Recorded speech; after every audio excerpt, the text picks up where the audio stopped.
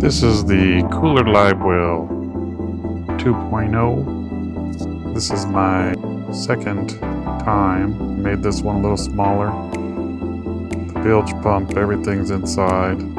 Has 12-volt switch to a cigarette lighter and a quick connect for pumping out, so I don't have to take it out of the boat. You'll notice that's an automatic bilge pump. Just use a two-way switch and cut the third wire for the automatic switch off. Cut it above the water line.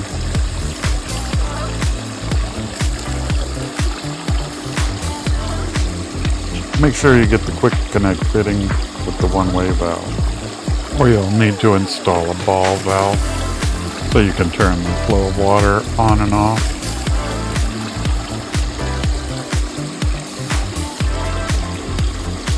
Now it's time to pump it out using the quick connect fitting, a hose, hook it up, turn it on.